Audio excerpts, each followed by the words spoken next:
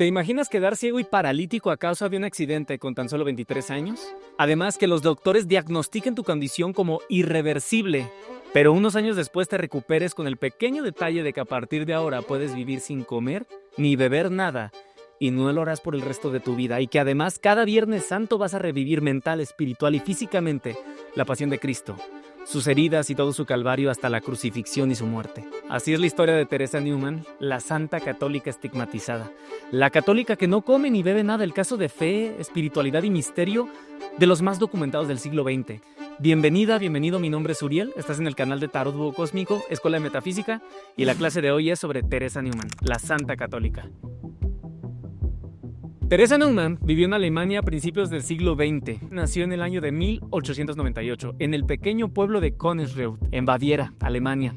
Provenía ella de una familia profundamente humilde, marcada por el trabajo constante y la austeridad. La vida giraba en torno al esfuerzo diario. Su padre, Ferdinand Neumann, era sastre cuando había encargos y era campesino también cuando la tierra lo requería. Ferdinand apoyó siempre a Teresa.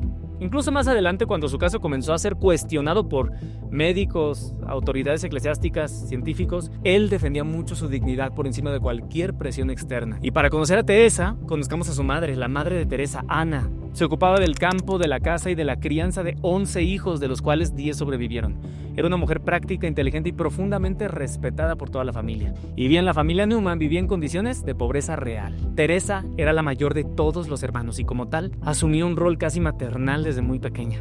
Engelbert fue el que falleció, luego Engelbert II, Otilia, María, Hans, Ferdinand, Zenzel y otro hermano y hermana de los que no se tiene registro del nombre. Algo muy común en las familias pobres del siglo XX.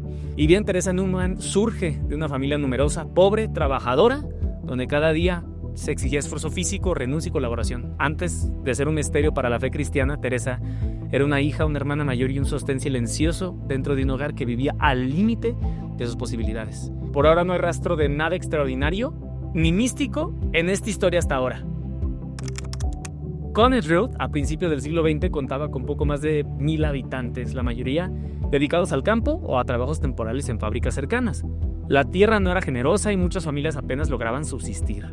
La vida se organizaba alrededor de trabajo, iglesia y el paso lento de las estaciones. Y aquí es donde creció Teresa Neumann, resistente, era trabajadora y con una notable capacidad de sacrificio físico. Si te preguntas cómo era Teresa en la escuela, pues se sabe que asistió a la escuela hasta los 13 años, obteniendo calificaciones sobresalientes, especialmente en religión e instrucción general. Lamentablemente tuvo que dejar la escuela para incorporarse de lleno al trabajo familiar, como muchas familias en aquel tiempo lo hacían.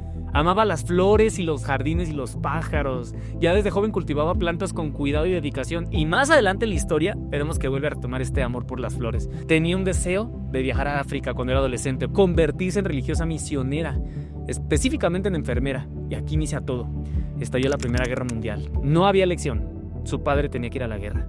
Dejó atrás su casa, su esposa Ana, la mamá de Teresa, sus hijos, en un momento en que la supervivencia diaria ya era difícil. Ferdinand estuvo varios años fuera. Y durante ese tiempo la familia quedó sostenida casi exclusivamente por el trabajo de la madre y de los hijos mayores. Teresa, como primogénita, asumió un rol muy pesado. Cuidar a sus hermanos, ayudar en el campo, sostener emocionalmente una familia que vivía en la incertidumbre constante de no saber si su papá iba a volver. La guerra no llegaba a Königsreuth en forma de bombas, pero sí llegaba en forma de cartas irregulares, noticias incompletas. Ya Teresa aprendió pronto que la vida podía cambiar sin aviso y que la seguridad no era algo garantizado. Y bien, Ferdinand sí volvió de la guerra el 9 de marzo de 1918. Regresó agotado, debilitado, con secuelas físicas y emocionales. No se hablaba de la guerra. Y ya nada era igual. El cansancio, la dureza, la conciencia de la fragilidad humana quedaron instalados en el hogar. Justo un día después de que volviera su papá, escucha esto, la vida de Teresa cambió por completo. Y aquí es donde empieza verdaderamente la historia por la cual es conocida Teresa Neumann. 10 de marzo de 1918. Un día después del regreso de su padre de la guerra, a los 20 años, Teresa tuvo un accidente. En unos textos dicen una cosa y en otros escritos dicen otra. Según los registros más confiables, Teresa sufrió una caída grave mientras realizaba labores en el hogar. Algunas fuentes hablan de una caída desde una escalera, otras de un colapso al cargar peso excesivo. Lo que sí coinciden todas es en lo esencial: la caída afectó seriamente la columna vertebral de Teresa. A partir de ese momento comenzaron dolores intensos. Todavía a pesar de eso, continuó trabajando mientras pudo. Con mucho dolor en su día a día y dificultades para caminar, comenzó a tener episodios de debilidad extrema y una pérdida progresiva de control motor. 1 año y 7 días después, a sus 21 años, el 17 de marzo de 1919, quedó totalmente ciega y por periodos quedaba también totalmente sorda y muda por otitis purulenta. Los médicos que le examinaron diagnosticaron lo que en aquel tiempo se llamaba parálisis funcional con daño neurológico irreversible. La ceguera fue declarada permanente. Teresa no volverá a caminar, no volverá a ver. No había tratamiento posible. En términos médicos de la época, Teresa Newman era un caso perdido. 4 años postrada en cama.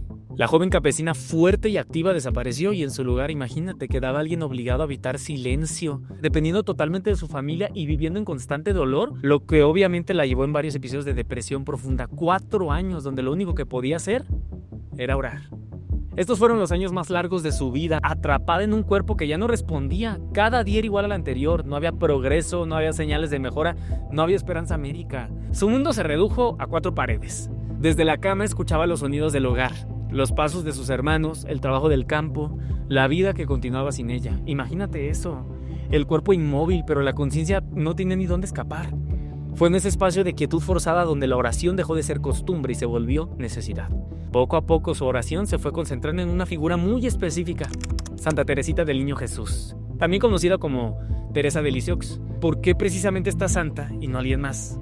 Teresa Newman conocía la historia de aquella joven carmelita francesa que había muerto a los 24 años, frágil, enferma, oculta del mundo y sin haber realizado grandes obras externas.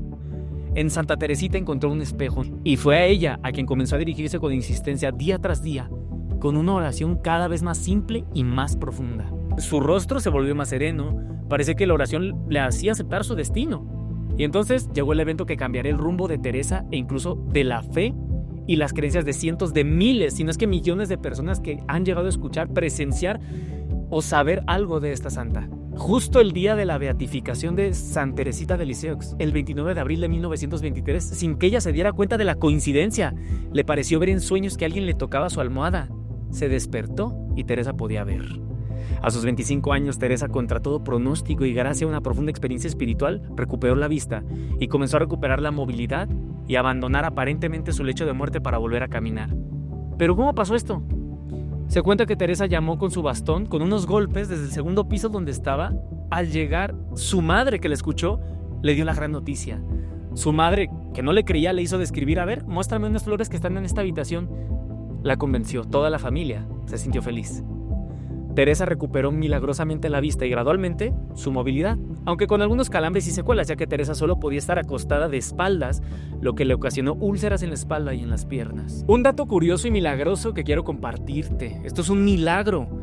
En abril de 1925, el médico temió que hubiera que amputarle el pie. Teresa, conmovida por el llanto de su madre, pidió su curación y se hizo colocar por su hermana a primeros días de mayo una hoja de rosa que había tocado la reliquia de Santa Teresita. Cuando retiraron la venda se pudo comprobar que la hoja de rosa estaba fija en la venda con todo el pus y que la herida estaba completamente curada y en su lugar había piel fresca. El 17 de mayo de 1925, Teresa se puso a gritar y todos acudieron a ver. Estaba en éxtasis y de pronto se incorporó sin ayuda de nadie, pudiendo caminar. Contó que había visto una luz maravillosa desde la cual una voz le preguntaba si quería curarse. Y ella respondió que todo lo que viene del buen Dios está bien y que él sabía lo que era mejor para ella. La voz le volvió a preguntar: ¿te alegrarías si pudieras hoy levantarte y caminar? Y ella dijo: me alegro de todo lo que viene del buen Dios. Me alegra todo, las florecillas, los pájaros y hasta un nuevo sufrimiento. Lo que más me alegra es mi querido Salvador. Imagínate el nivel de sabiduría de Teresita. La voz le explicó: hoy puedes experimentar una pequeña alegría. Puedes levantarte. Haz la prueba, yo te ayudo. Santa Teresita era la que la sanó de nuevo en ese día, 17 de mayo de 1925, que era el mismo día de su canonización. El 11 de junio sus padres la llevaron, después de 7 años, a la iglesia. Era el día del Corpus Christi, gran fiesta de la Eucaristía. Medio pueblo se había reunido en la plaza para verla del brazo de su padre, pues sus piernas estaban todavía un poco débiles. El 30 de septiembre, aniversario de la muerte de Santa Teresita, estaba ella en cama, recitando las letanías en honor de la santa, cuando se le presentó de nuevo en una luz maravillosa, y la voz amiga le dijo que podía caminar sin ayuda. Al día siguiente, fue ella sola a la iglesia. Teresa Neumann de verdad es un personaje fantástico. Vamos a hablar entonces de algo más fuerte, de lo cual ella se hizo muy famosa. La inedia de Teresa Neumann, es decir, vivir sin comer ni beber. A ver, ¿cómo pueden explicar esto? La inedia es básicamente la ausencia total de ingesta de alimentos y líquidos sin que se vean afectadas las funciones vitales. Es imposible sobrevivir más de unos pocos días sin agua. No tiene ningún sentido que un ser humano pueda vivir sin comer ni beber ninguno. O sea, no tiene sentido. Ahí es donde el caso se vuelve filosóficamente inquietante, ya que Teresa no volvió a comer o beber nada, excepto por una hostia consagrada del tamaño de una moneda y tan delgada como una hoja de papel cada mañana. Ella afirmaba que se alimentaba de la luz de Dios. Desde la lógica médica, este hecho no tiene sentido, no encuentra explicación. Desde una mirada filosófica nos obliga a cuestionar qué entendemos realmente por energía, por sustento, por conciencia. ¿Cuánto crees que durarías tú sin comer? Ella duró décadas en esta situación, pero su aspecto seguía siendo una proyección completa de paz, la proyección de la piedad amorosa. Desde las Navidades de 1926, Teresa se negó a tomar ningún alimento.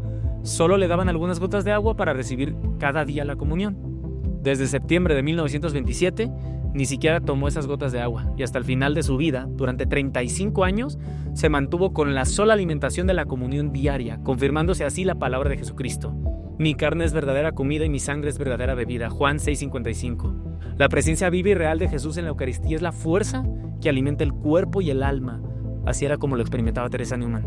Para comprobar la autenticidad de su inedia, el obispo de Ratisbona instituyó una comisión compuesta de médicos y de 4 religiosas enfermeras que se turnaron de 2 en 2 durante 15 días para no dejarla nunca sola. El control fue en su propia casa desde el 14 de julio al 28 de julio de 1927. Cuando entró pesaba 55 kilos y cuando salió también.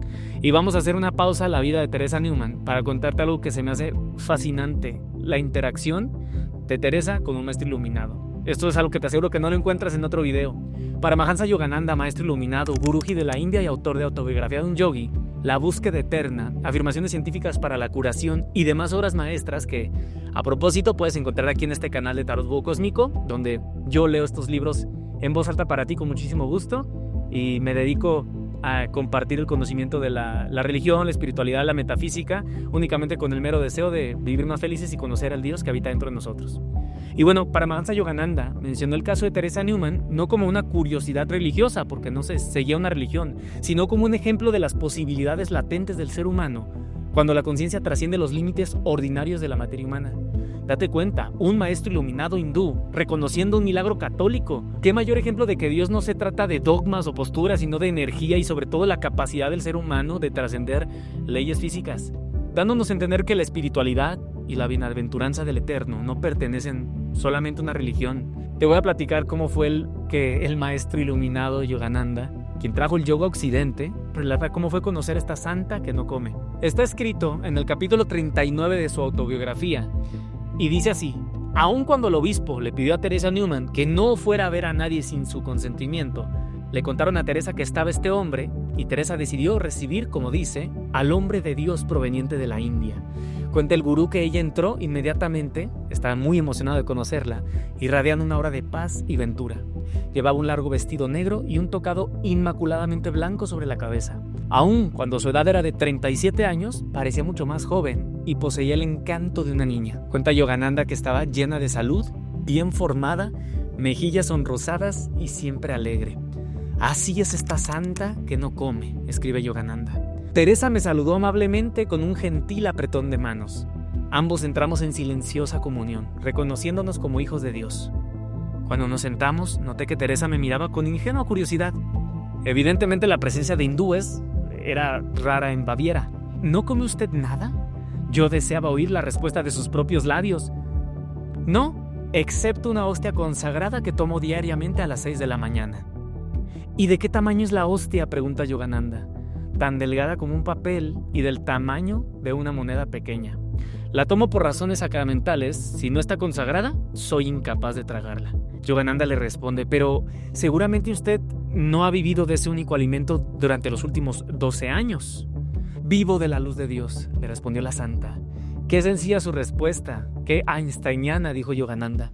Ya veo que usted sabe que la energía fluye a su cuerpo proveniente del éter, del sol y del aire. Me da mucho gusto saber que usted comprende cómo es que vivo yo, le responde Teresa. Su vida sagrada es una constante y diaria demostración de la verdad pronunciada por Cristo. No solo de pan vive el hombre, sino de toda la palabra que sale de la boca de Dios. Es ciertamente así, y una de las razones por las que estoy en la tierra actualmente es para demostrar que el hombre puede vivir por la luz invisible de Dios y no únicamente del alimento, fue lo que le dijo Teresa Neumann. ¿Puede usted enseñar a otros cómo vivir sin alimento?, le pregunta Yogananda. Yo no puedo hacer eso, Dios no lo desea, le respondió Teresa Neumann. Te voy a citar un pasaje que el gurú escribe dentro de las mismas páginas de esta conversación en San Mateo 4:4. La batería del cuerpo del hombre no está sostenida por el alimento denso, o sea, el pan únicamente, sino por la vibración de la energía cósmica. A esto se refiere con la palabra o con el Om. El poder invisible fluye al cuerpo del hombre a través del bulbo raquídeo. El sexto centro del cuerpo se encuentra en la parte posterior del cuello, por encima de los 5 chakras espinales. La Biblia se refiere a Om como el Espíritu Santo o la energía vital invisible que, divinamente, sostiene toda la creación. Cuenta Yogananda que la santa le contó algo de sus trances semanales. Contemplo toda la pasión de Cristo todas las semanas, desde la medianoche del jueves hasta la 1 de la tarde del viernes. Menciona que sus heridas se abren y sangran, y ella pierde 4,5 kilos de su peso de 55 kilos, sufriendo intensamente su piadoso amor. Teresa espera con regocijo esas visiones semanales de su Señor. Es lo que le platicó Teresa Neumann al maestro iluminado Paramahansa Yogananda. Vamos a hablar entonces de los estigmas de la pasión. ¿Sabes qué son los estigmas? La palabra estigma se utiliza para describir la aparición de heridas o marcas en el cuerpo que coinciden con las heridas atribuidas a Jesucristo durante la crucifixión. Pueden aparecer en las manos, en los pies, al costado y en algunos casos en la cabeza o los hombros. No solamente tenemos de testimonio a Teresa Neumann, hay muchos sacerdotes que han personificado estas escenas. Lo particular de los estigmas es que no se producen por una causa física conocida. Aparecen de forma espontánea, suelen sangrar de manera periódica y en muchos casos documentados no siguen el proceso normal de cicatrización. Los estigmas han sido asociados principalmente a personas profundamente religiosas. Es para personas que han vivido en estados intensos de oración, contemplación o éxtasis espiritual. En la noche del Jueves Santo al Viernes Santo, del 1 al 2 de abril del año de 1926, revivió la pasión desde el Huerto de los Olivos hasta la muerte de Jesús en la cruz. Ese día aparecieron por primera vez las llagas de las manos y los pies, pero en la parte externa. Sus padres las vieron y se asustaron muchísimo, llamando al padre Naver, que también quedó impresionado. El día de Pascua, Teresa estaba radiante de felicidad viendo a Jesús resucitado. Y el 15 de abril de 1927, las llagas se hicieron visibles también en la parte interna de manos y pies. Los médicos intentaron con todos los medios posibles tratar de curarlas, pero todo fue inútil. Cada semana, especialmente los viernes, Teresa entraba en estados de éxtasis profundo. Su cuerpo revivía escenas de sufrimiento mientras su conciencia parecía desplazarse hacia otro plano. Lo notable es que estos episodios fueron observados, vigilados y registrados por médicos, sacerdotes, científicos, sin que se encontrara evidencia de fraude o simulación. Teresa comienza a revivir cada viernes la pasión de Cristo y a mostrar espontáneamente las heridas del Calvario, en estigmas visiblemente dolorosas y totalmente fieles a las heridas de Jesucristo antes de morir en la cruz. Lo que llamó profundamente la atención de médicos es que no se infectaban, no cicatrizaban de manera convencional y sangraban de forma periódica, especialmente los viernes. En fechas clave del calendario cristiano, como la Semana Santa, los episodios se intensificaban. Durante estos episodios, su cuerpo adoptaba posturas de sufrimiento extremo. Se le escuchó en repetidas ocasiones hablar lenguas antiguas, como el arameo, describiendo escenas con un nivel de detalle extraordinario que sorprendía incluso a teólogos e historiadores. Para quienes presenciaban estos momentos, no se trataba únicamente de heridas físicas, sino de una experiencia que involucraba el cuerpo, mente y conciencia de manera inseparable. O sea, imagínate, estás viendo a alguien enfrente experimentar la pasión de Jesucristo de manera inexplicable. Algunos científicos y médicos se acercaron con escepticismo, otros con fe. La mayoría coincidió en un punto esencial: no se puede demostrar fraude ni autoinducción consciente. El cuerpo se convierte en lenguaje, la experiencia interior se inscribía en la carne. Los estigmas no hablan únicamente de sufrimiento, sino de una profunda unión entre conciencia, significado, espíritu, cuerpo. Más allá de creer o no, ser religioso o pertenecer a una iglesia, ¿hasta qué punto el cuerpo humano puede responder a estados profundos de la conciencia? Su caso sigue abierto. Los estigmas de Teresa Neumann ocurrieron a la vista de médicos, periodistas, sacerdotes, investigadores que se acercaron a Königreut desde distintas posturas, como un tal Fritz Gerlich, conocido por su pensamiento crítico y su oposición al fanatismo ideológico. Para él, el problema no era decidir si los estigmas eran milagrosos o no, sino reconocer que no encajaban en las explicaciones simplistas. Su postura representó a muchos observadores que, sin ser devotos, admitieron que algo fuera de lo común estaba ocurriendo. No había manera de comprobar que lo que estaba viviendo Teresa no era verdad. La prensa internacional recogió el caso con cautela. Periódicos de Europa y Estados Unidos describieron a Teresa Neumann como una de las figuras religiosas más controversiales de su tiempo, subrayando la división de opiniones entre científicos y creyentes. La Iglesia Católica, por su parte, adoptó una postura de silencio. No canonizó a Teresa Neumann, pero tampoco la condenó. Permitió la observación, evitó promover su figura y nunca emitió un juicio doctrinal definitivo sobre sus estigmas. La vida de Teresa Neumann no se volvió más tranquila. Al contrario, comenzaron a manifestarse una serie de fenómenos que desconcertaron incluso a quienes ya estaban acostumbrados a lo inexplicable. O sea, espérate, todavía falta más de lo que podía ser, no solo las estigmas. Uno de los episodios más comentados fue el de la levitación. No se trató de vuelos prolongados como vemos a alguien levitar en una película, ni de escenas espectaculares, sino de momentos muy breves y silenciosos. Testigos relatan que durante ciertos éxtasis, Teresa parecía elevarse ligeramente del suelo, apenas unos centímetros. Era algo tan sutil que muchas veces solo lo notaban quienes estaban muy cerca. En uno de estos episodios, una superiora religiosa, intrigada por lo que estaba presenciando, discretamente, cuando estaba al lado de Teresa Neumann, colocó la mano debajo del cuerpo de Teresa para comprobar si existía algún apoyo oculto, y no lo había. El cuerpo no tocaba la silla ni el suelo. Pocos segundos después, Teresa volvía a su posición normal, sin mostrar conciencia alguna de lo que había pasado. Bilocación, es decir, estar en dos lugares al mismo tiempo. Un fenómeno atribuido a Teresa en múltiples testimonios. Personas aseguraron haberla visto en lugares distintos al mismo tiempo, participando en misas, acompañando a sacerdotes o incluso consolando a personas en crisis profundas. Cuando se le preguntaba por estos episodios, Teresa no los explicaba. Decía simplemente que no siempre era ella, que a veces otro iba en su lugar. Nunca dio detalles, nunca pareció interesada en que se creyera. Esto es algo muy propio de una santa, de una persona que encarna la presencia de Cristo. Humildad. También se habló de su conocimiento interior de las personas. Visitantes relataban que Teresa sabía cosas que no le habían dicho a nadie. Dolores ocultos, conflictos internos, secretos, decisiones no expresadas. No lo hacía con tono acusatorio ni invasivo, al contrario. Sus palabras solían ser breves, precisas y orientadas a aliviar, no a exhibir. Muchos salían de su presencia con la sensación de haber sido vistos profundamente sin haber sido juzgados. Otro fenómeno que llamó la atención fue su insensibilidad física durante sus éxtasis al revivir la pasión de Cristo. Médicos y observadores comprobaron que en esos estados Teresa no reaccionaba a estímulos que normalmente provocarían dolor intenso. Le ponían lámparas de luz directa a los ojos y no tenía ninguna reacción. Su cuerpo parecía desconectarse de las respuestas habituales. Su conciencia parecía estar en otro lugar. Hierognosis, reconocer lo consagrado de lo no consagrado. Esta habilidad de verdad es muy extraordinaria, está bien interesante. Teresa identificaba reliquias auténticas, hostias consagradas y objetos bendecidos sin margen de error, incluso cuando no había señales externas que lo indicaran. O sea, Teresa tenía la capacidad de reconocer si una persona había comulgado recientemente o si llevaba consigo la Eucaristía. Una sensibilidad extrema a lo sagrado, casi física, inmediata. Ferdinand Neumann, el hermano de Teresa, cuyo nombre es igual al del padre, declaró: hacia 1932, un domingo, había yo comido con mi hermana María en la cocina parroquial, cuando entró uno de los encargados con el párroco. De pronto dijo Teresa: aquí dentro está el Salvador. Y el párroco le dice: te equivocas, Teresa, el Señor no está en esta casa parroquial. Entonces ella se dirigió a un montón de cartas y abrió un sobre en el que había una hostia.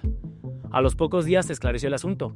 Un hombre originariamente protestante confesó que después de comulgar se sacó la hostia de la boca y, en la duda de si estaba consagrada la hostia o no, la remitió a Teresa Königreut. Es decir, Teresa tenía la habilidad de saber si había algo sagrado en los sobres o no. Comuniones milagrosas. En múltiples ocasiones la comunión no le era administrada por un sacerdote. La hostia aparecía de manera inexplicable o permanecía incorrupta en su cuerpo durante días. En otros casos, desaparecía sin que existiera deglución alguna. Más allá de la literalidad del fenómeno, lo constante era el efecto. Después de comulgar, Teresa recuperaba fuerza, claridad y vitalidad. Incluso después de estados de extrema debilidad, le daban la Eucaristía y Teresa revitalizaba. Comunicación con difuntos. Teresa afirmaba ver y acompañar a las almas después de la muerte, no como fantasmas ni apariciones, sino como conciencias en tránsito. Oraba por ellas, las describía y en algunos casos decía verlas transformarse y partir. Nunca habló de estos encuentros con miedo. Los describía con naturalidad, como parte de una continuidad entre la vida y la muerte. Para ella era muy normal. Visiones. Las visiones de Teresa no eran abstractas ni simbólicas. Tenía visiones literalmente, visiones completas, sensoriales, vívidas. Veía, oía, sentía el ambiente, los olores, las lenguas antiguas. Describía escenas bíblicas con un nivel de detalle que sorprendió a expertos. No se trataba de imaginación, sino de una experiencia total de conciencia. Y vamos a hablar entonces de su ángel custodio. Teresa hablaba de la presencia constante de un ser que la guiaba, le aconsejaba y en ocasiones actuaba en su lugar. Lo más revelador no fue la acumulación de fenómenos que ella vivía, sino la manera en la que ella los describía y los vivía. Nunca presentó esto como dones especiales, como dones espirituales o señales de superioridad espiritual. De hecho, evitaba hablar de estos dotes. Prefería el silencio, la oración y el anonimato. Teresa no fundó movimientos, no escribió libros, no dejó doctrina. Todo lo extraordinario ocurría sin intención de ser comunicado. La mayoría de los místicos siempre intentan explicar las cosas, pero Teresa guardaba silencio. A pesar de vivir rodeada de médicos, periodistas, sacerdotes y curiosos, no dejó escritos teológicos, no explicó sus experiencias, no construyó un discurso, no intentó interpretar lo que le ocurría. Teresa no narraba su experiencia, solo la vivía. Efecto colateral de una vida completamente entregada a Dios, como si al soltar resistencia, entregarse a la humildad, el cuerpo y la conciencia comenzaran a comportarse de maneras que todavía no sabemos nombrar. Algo que casi siempre se cuenta mal es el sufrimiento de Teresa. Ella nunca habló de sufrimiento como un castigo divino. Nunca dijo, es que Dios me está haciendo esto. Al contrario, aceptaba el dolor sin dramatizarlo. No pedía que se lo quitaran y no lo convertía en un discurso moral. Esto es importantísimo porque rompe con la narrativa religiosa del castigo y la narrativa espiritual del elegido.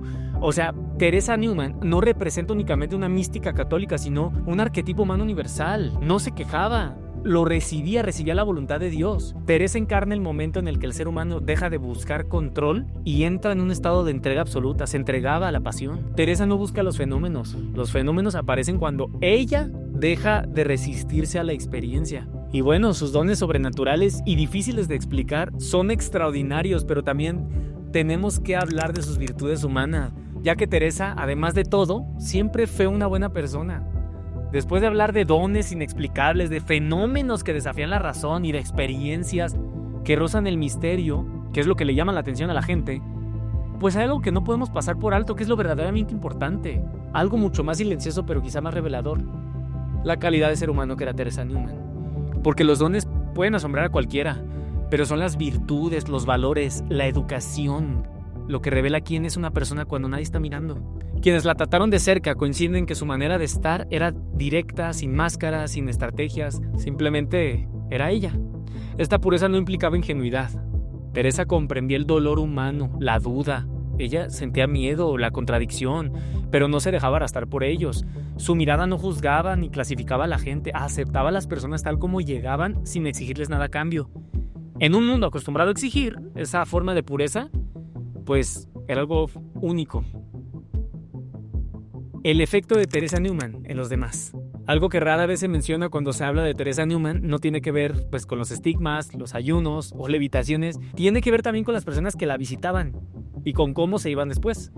La mayoría afirmaban que algo cambió en la vida de esas personas al presenciar a Teresa. A Königssreuth llegaban creyentes, escépticos, médicos, periodistas, campesinos, sacerdotes, curiosos. Algunos buscaban pruebas, otros buscaban respuestas, otros simplemente querían ver a Teresa con sus propios ojos. Pero muchos coincidieron en algo inesperado. Teresa no hacía nada especial. No hablaba mucho, no explicaba, no enseñaba nada. Testimonios de personas que dijeron que el silencio que rodeaba a Teresa era tan denso que obligaba a uno a mirarse a uno mismo. Muchos visitantes regresaban a sus casas sin poder explicar exactamente qué había ocurrido, pero con la certeza de que algo había cambiado. La muerte de Teresa Neumann. Teresa Neumann muere a los 64 años de edad. Murió de una manera profundamente humana, con el cuerpo cansado, con dolor real, con un proceso que se fue cerrando poco a poco. El 15 de septiembre de 1962, sufrió un ataque de angina de pecho, un episodio cardíaco que le provocó un sufrimiento intenso. El dolor era tan fuerte que no podía permanecer recostada. Tuvo que quedarse ya sus últimos días sentadas en la cama, sostenida por almohadones, como si el cuerpo supiera que ya estaba llegando al umbral. La mañana del 18 de septiembre, alrededor de las 10:30, recibió la comunión de manos del padre Joseph Naver. Para Naver, Teresa era consciente de esa comunión de una manera muy particular. Y en ese último día, él sintió, y lo escribe así, como si aquello fuera una visita final, como si hubiera querido venir a ella antes de su muerte. Después de comulgar, el padre bajó a atender otras cosas, sonó la campanilla de su habitación, su hermana María subió y al poco rato gritó llamando al sacerdote. El padre Naver subió de inmediato, pero cuando llegó Teresa ya había muerto. Su vida se había extinguido con quietud. Llamaron entonces al párroco Schumann, quien le administró la unción de los enfermos, ya cuando el cuerpo había cruzado la línea. No podría decir que fue un final, más bien sino un cambio de forma, porque es lo que representan los santos. Simplemente abandonó el cuerpo. Colocaron el cuerpo en una sala de la planta baja de su casa y desde el 18 hasta el 22 de septiembre, miles de personas desfilaron en silencio frente a ella. Antes de cerrar el ataúd, 3 médicos, Engelbert Ernst, Edward Stutzlik y Elisabeth Stutzlik, constataron que, pese a los días transcurridos desde su muerte, no percibían olor de corrupción o descomposición del cuerpo. Tras la misa, el ataúd fue llevado al cementerio por seminaristas vinculados a una obra que Teresa había apoyado. El pueblo entero estuvo presente, Connerreuth en las calles, el cementerio colmado y una sensación colectiva de que se fue alguien que cambió la historia del lugar y posiblemente de lo que sabemos de la Eucaristía. Fue enterrada cerca de la tumba de su hermano Tilia y años después el propio padre Naver fue sepultado a su lado. Sobre esa sepultura quedó una cruz monumental enorme y pesada ofrecida por un escultor que atribuía a Teresa su curación. Curiosamente, fuera de Connerreuth, su muerte fue registrada con un tono más frío y prudente. Un artículo en JAMA, Journal of the American Medical Association, observó que la noticia apareció de forma quieta en la prensa diaria y católica, y que los obituarios secos y factuales apenas evocaban las polémicas que su caso había generado durante décadas. Es decir, con todo esto, no se tocó mucho su tema. No se mencionó tanto los milagros que ella producía. Qué fuerte que, después de todo esto, Teresa era como tú y como yo, un ser humano. Muchas gracias por estar aquí. Mi nombre es Uriel, estás en el canal de Tarot Búho Cósmico. Espero te haya encantado este video y platícame, ¿qué te hizo sentir esta historia? ¿Qué te hace pensar la historia de Teresa Neumann como santa católica? Muchas gracias, nos vemos en el siguiente video y que Dios te bendiga. Gracias.